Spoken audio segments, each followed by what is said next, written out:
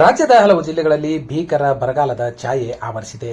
ಅದರಲ್ಲೂ ಹಾವೇರಿ ಜಿಲ್ಲೆಯಲ್ಲಿ ಮಳೆರಾಯನ ಅವಕೃಪೆಯಾಗಿದೆ. ಮುಂಗಾರು ಆರಂಭದಲ್ಲಿ ಸುರಿದ ಒಂದು ಮಳೆ ಬಿಟ್ಟರೆ ನಂತರ ಮಳೆ ಹನಿಗಳು ಜೋರಾಗಿ ಬೀಳಲಿಲ್ಲ. ಇದರಿಂದ ಭೂಮಿಯಲ್ಲಿ ತೇವಾಂಶದ ಕೊರತೆ ಎದುರಾಗಿದ್ದು ಬಿತ್ತನೆ ಮಾಡಿದ ಬೆಳೆಗಳು ಒಣಗುವ ಆತಂಕದಲ್ಲಿವೆ. ಹಲವೆಡೆ ಬಿತ್ತನೆ ಮಾಡಿದ ಬೀಜ ಮಳೆ ಹನಿಗಳಿಲ್ಲದೆ ಮೊಳಕೆ ಒಡೆಯದೆ ರೈತರು ಬೆಳೆಗಳನ್ನು ಅಳಿಸಿ ಹಾಕಿದ್ದಾರೆ. ಹಾವೇರಿ ಜಿಲ್ಲೆಯಲ್ಲಿ 50% ಕಡಿಮೆ ಮಳೆಯಾಗಿದೆ. ಮಳೆಯೂ ಇಲ್ಲ, ಬೆಳೆಯೂ ಇಲ್ಲ, ಬಿತ್ತನೆ ಮಾಡಿದ ಬೀಜವು ಮೊಳಕೆ ಒಡೆಯಲಿಲ್ಲ ಎಂಬಂತಾಗಿದೆ ರೈತರ ಸ್ಥಿತಿ. ಸಾವಿರಾರು ರೂಪಾಯಿ ಖರ್ಚು ಮಾಡಿ ಭೂಮಿ ಹಸನುಗೊಳಿಸಿ ಬಿತ್ತನೆ ಬೀಜ ರಸಗೊಬ್ಬರ ಹಾಕಿದರೂ ಬೆಳೆ ಮಳೆ ಇಲ್ಲದಕ್ಕೆ ಫಸಲು ನೀಡುವ ಸಾಧ್ಯತೆ ತುಂಬಾ ವಿರಳವಾಗಿದೆ. ಈಗ ರೈತರು ಬರಗಾಲ ಘೋಷಿಸಿ ಬರ ಪರಿಹಾರದ ಹಣ ನೀಡಿ ರೈತರನ್ನು ಬದುಕಿಸಿ ಅಂತ ಸರ್ಕಾರವನ್ನು ಬೇಡಿಕೊಳ್ಳುತ್ತಿದ್ದಾರೆ. ಜುಲೈ 21ರಂದು ಜಿಲ್ಲೆಯ ರೈತರೆಲ್ಲ ಹಾವೇರಿಗೆ ಬರುವಂತೆ ಸಾಮೂಹಿಕ ನಾಯಕತ್ವದಲ್ಲಿನ ಕರ್ನಾಟಕ ರಾಜ್ಯ ರೈತ ಸಂಘ ಮತ್ತು ಹಸಿರು ಸೇನೆ ರೈತರಿಗೆ ಕರೆ ಕೊಟ್ಟಿದೆ. ಹಾವೇರಿ ಜಿಲ್ಲೆ ಕೃಷಿ ಪ್ರಧಾನವಾದ ಜಿಲ್ಲೆ. ಜಿಲ್ಲೆಯ 8 ತಾಲೂಕುಗಳಲ್ಲಿನ ಬಹುತೇಕ ಜನರಿಗೆ ಕೃಷಿಯೇ ಆಧಾರ. ಆದರೆ ಪ್ರಸಕ್ತ ವರ್ಷ ರೈತರು ಸಂಕಷ್ಟದ ದಿನಗಳನ್ನು ಎದುರಿಸುತ್ತಿದ್ದಾರೆ. ಮುಂಗಾರು ಪೂರ್ವ ಉತ್ತಮ ಮಳೆಯಾಗಿತ್ತು. ಮುಂಗಾರು ಪೂರ್ವದ ಮಳೆ ನಂಬಿದ ಹಲವು ರೈತರು ಬಿತ್ತನೆ ಕಾರ್ಯ ಮಾಡಿದ್ದರು. ನಂತರ ಮೊದಲ ಮುಂಗಾರಿನ ಮಳೆಗೆ ಬಹುತೇಕ ರೈತರು ಬಿತ್ತನೆ ಮಾಡಿಬಿಟ್ಟರು. ನಂತರ ಉತ್ತಮ ಮಳೆಯನ್ನ ನಿರೀಕ್ಷಿಸಿದ್ದರು. ಬಿತ್ತನೆಯ ನಂತರ ಮಳೆ ಬರಲೇ ಇಲ್ಲ.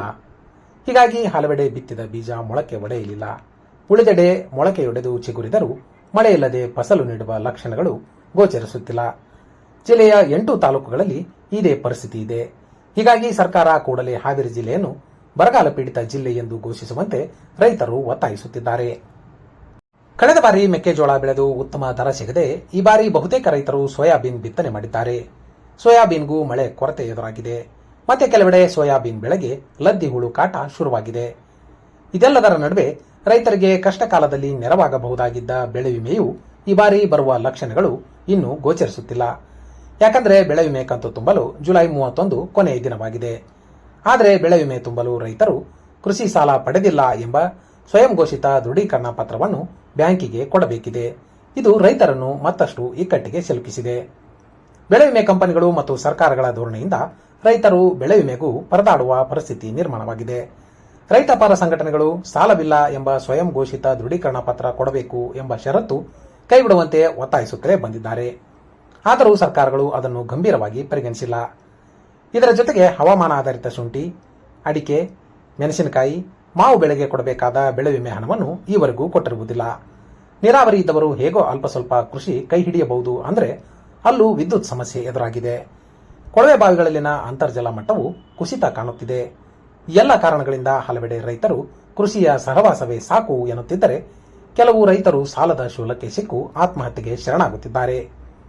ರೈತರ ಈ ಸಂಕಷ್ಟದ ದಿನಗಳಲ್ಲಿ ಸರ್ಕಾರ ರೈತರಿಗೆ ಆತ್ಮಸ್ಥೈರ್ಯ ತುಂಬಲು ಕೂಡಲೇ ಜಿಲ್ಲೆಯನ್ನು ಬರಪೀಡಿತ ಜಿಲ್ಲೆ ಎಂದು ಘೋಷಿಸಬೇಕು. ಬರ ಪರಿಹಾರ ಕಾಮಗಾರಿಗಳನ್ನು ಆರಂಭಿಸಬೇಕು. ರೈತರ ಸಾಲ ಮನ್ನಾ ಮಾಡಬೇಕು. ಇನ್ನು ಹಲವು ಬೇಡಿಕೆಗಳ ಈಡೇರಿಕೆಗೆ ಒತ್ತಾಯಿಸಿ ಜುಲೈ 21ರಂದು ರೈತರು ಸಾಮೂಹಿಕ ನಾಯಕತ್ವದ ಕರ್ನಾಟಕ ರಾಜ್ಯ ರೈತ ಸಂಘ ಮತ್ತು ಹಸಿರು ಸೇನೆ ನೇತೃತ್ವದಲ್ಲಿ ಬೃಹತ್ ಪ್ರತಿಭಟನೆ ಆಯೋಜಿಸಿವೆ. ಅಂದು ರೈತರೆಲ್ಲ ಹಾವೇರಿಗೆ ಬರುವಂತೆ ಕರೆ ನೀಡಿವೆ. ರೈತರ ಈ ಹೋರಾಟಕ್ಕೆ ಹಲವು ರೈತ ಪರ ಸಂಘಟನೆಗಳು ಮತ್ತು ಪ್ರಗತಿಪರ ಸಂಘಟನೆಗಳು ಸಾಥ್ ನೀಡಿವೆ.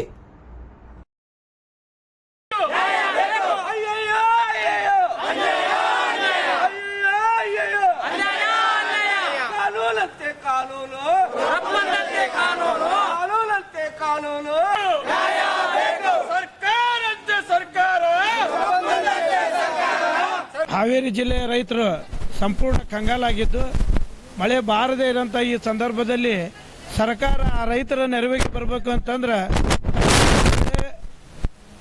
ಪರಿಹಾರ ಕೊಡಬೇಕು, ಬರಗಾಲ ಅಂತ ಘೋಷಣೆ ಮಾಡಬೇಕು, ರೈತರಿಗೆ ಸಾಲ ಮನ್ನಾ ಮಾಡಬೇಕು. ಈ ಸುಮ್ಮನೆ ಕ್ರೆಡಿಟ್ ಸಲುವಾಗಿ ಮೋಡ ಬಿತ್ತನೆ ಇವೆಲ್ಲ ನಾಟಕೀಯವಾದಂಥ ಪ್ರಚಾರನ ಕೈ ಬಿಡಬೇಕು. ನೇರವಾಗಿ ರೈತರ ಸಂಪರ್ಕಕ್ಕೆ ಬಂದು ಯಾವ ರೀತಿ ನ್ಯೂನ್ಯತೆಯಲ್ಲಿ ಅವರು ಒಳಗಾಗ್ಯಾರ ಅವ್ರನ್ನ ಯಾವ ರೀತಿ ಹೊರಗೆ ತರಬೇಕು ಅನ್ನೋಂಥ ವಿಚಾರನ ಕೃಷಿ ಬದುಕನ್ನು ಉಳಿಸ್ಬೇಕು ಅನ್ನೋಂಥದ್ದಾದ್ರೆ ತಕ್ಷಣನ ಎಲ್ಲ ಶಾಸಕರು ಬಂದು ಹಾವೇರಿ ಜಿಲ್ಲೆಯ ಪರಿಸ್ಥಿತಿ ಏನು ಅನ್ನೋಂಥದ್ದನ್ನ ಏನು ವಿಧಾನಸೌಧದಾಗ ಕುಂತಿರ್ತಾರಲ್ಲ ಅವರಿಗೆ ತಿಳಿಸೋಂಥ ವ್ಯವಸ್ಥೆ ಮಾಡಿ ರೈತರಿಗೆ ಯಾವ ರೀತಿ ನ್ಯಾಯ ಕೊಡಿಸ್ಬೇಕು ಅನ್ನೋದಕ್ಕೆ ಅವ್ರು ಮುಂದೆ ಬಂದ್ರಪ್ಪ ಅಂತಂದ್ರೆ ಏನೋ ಒಂದು ಸ್ವಲ್ಪ ನ್ಯಾಯ ಕೊಟ್ಟಂಗೆ ಆಕೈತಿ.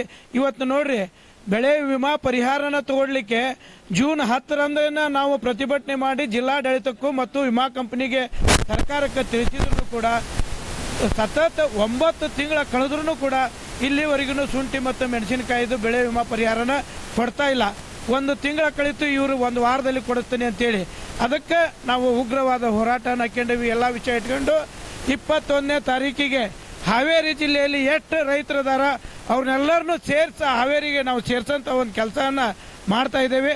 ಹೆಚ್ಚಿನ ಸಂಖ್ಯೆಯಲ್ಲಿ ಕೂಡಿ ನಮ್ಮ ಸಮಸ್ಯೆಗೆ ನಾವೇ ಪರಿಹಾರ ಕಾಣ್ಕೋಬೇಕು ಅನ್ನೋಂಥ ವಿಚಾರನ ರೈತ ಸಂಘಟನೆ ಮಾಡೈತಿ ಅಂತ ತಿಳಿಸ್ತಾ ಇದೆ. ಬೆಳೆ ವಿಮೆಯಲ್ಲಿ ನೋಂದಣಿ ಮಾಡಿಕೊಳ್ಳುವಲ್ಲಿ ಸಾಕಷ್ಟು ಗೊಂದಲನ ಇಟ್ಟಿದ್ದಾರೆ. ಅವರು ಸುಸ್ತಿ ಬಡ್ಡಿದಾರರಿಗೆ ಬ್ಯಾಂಕ್ನಲ್ಲಿ ಕಟ್ಟಂಗಿಲ್ಲ ಮತ್ತು CSC ಸೆಂಟರ್ನಾಗ ಹೋದ್ರೆ ಅಲ್ಲೇ ಸ್ವಯಂ ದೃಢೀಕರಣ ಕೊಡಬೇಕು.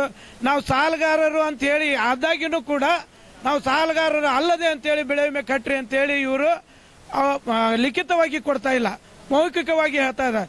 ಇದರಲ್ಲಿ ನಾಳೆ ನಾವು ಪರಿಹಾರ ತಗೊಳ್ಳುವಲ್ಲಿ ಅವಾಗ ನ್ಯೂನ್ಯತೆ ಆದರೆ ಅವಾಗ ಯಾರು ಕೂಡ ನ್ಯಾಯ ಸಿಗಂಗಿಲ್ಲ ರೈತರಿಗೆ.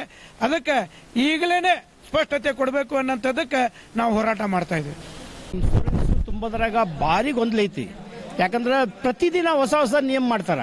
ಇವತ್ತು ನಾವು ಇನ್ಶೂರೆನ್ಸು ಗೊಂಜಾಳಕ್ಕೆ ಹಾಕಿರ್ತೇವೆ, 2ನೇ ವರ್ಷ ಏನಾಗಿರ್ತೈತಿ ನಾವು ಬೇರೆ ಪೀಕ್ ಹಾಕಿರ್ತೇವೆ.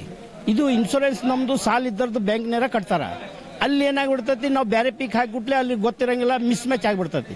ಮಿಸ್ ಮ್ಯಾಚ್ ಆಗಿ ನಮ್ಗೆ ಇನ್ಶೂರೆನ್ಸ್ ಬರಂಗಿಲ್ಲ. ಇದು ಒಂದು ದೊಡ್ಡ ಗೊಂದಲ ಸೃಷ್ಟಿ ಮಾಡಿಬಿಟ್ಟಾರ. ಆನಂತರ ಹೆಚ್ಚಾಗಿ ನಾವು ಇನ್ಶೂರೆನ್ಸ್ ಸಲುವಾಗಿ ಅಡ್ಡಾಡ್ಬೇಕಾಗತ್ತೆ. ಸರ್ಕಾರಿಗೆ ಅನ್ಕರು ಕಣ್ಣಿಲ್ಲ, ಕಿವಿ ಇಲ್ಲ, ಬಾಯಿ ಇಲ್ಲ, ನಮ್ಮ ಕೂಗು ಕೇಳ್ತಾ ಇಲ್ಲ, ಕೇಳಿಸ್ತಾ ಇಲ್ಲ ಅವ್ರಿಗೆ. ಇವತ್ತು ನೋಡ್ರಿ ಬರಗಾಲ ಘೋಷಣೆ ಮಾಡ್ಬೇಕು. ಇವತ್ತು ಇಂಥ ಬಿಸಿಲಾಗ ನಾವು ನಿಂತೇವೆ ಅಂದ್ರೆ ಸರ್ಕಾರಕ್ಕೆ ಬಿಸಿಲು ಹತ್ತಾ ಇಲ್ಲ, ಅವ್ರಿಗೆ ಹತ್ತಂಗಿಲ್ಲ. ಅವ್ರು ಭಾರಿ ಚತುರದಾರ. ಯಾಕಂದ್ರೆ AC ಕಾರು, AC ರೂಮು ಅದು ಬಿಟ್ಟು ಅವ್ರಿಗೆ ಗೊತ್ತಾಗಂಗಿಲ್ಲ. ಬಿಸ್ಲೇರಿ ನೀರು ಅಂಥದ್ದು ಕುಡಿತಾರ. ನಾವು ಇವತ್ತು ಕೆರೆಯಾಗ ನೀರಿಲ್ಲ, ಹೊಳೆಯಾಗ ನೀರಿಲ್ಲ, ಪರಿಸ್ಥಿತಿ ಬೋರ್ನ್ಯಾಗೂ ಇಲ್ಲ. ಬರಗಾಲ ಘೋಷಣೆ ಮಾಡಾಕ ಇಷ್ಟು ವಿಚಾರ ಮಾಡ್ತಾರಂದ್ರ ಎಂಥ ಸರ್ಕಾರ? ಈ ಓಸು ಸರ್ಕಾರ ಹಂಗೈತಿ, ಆ ಮ್ಯಾಗಲ್ ಸರ್ಕಾರ ಹಂಗೈತಿ, ಇಲ್ಲಿ ಸರ್ಕಾರ ರಾಜ್ಯ ಸರ್ಕಾರ ಹಂಗೈತಿ. ರಾಜ್ಯ ಸರ್ಕಾರ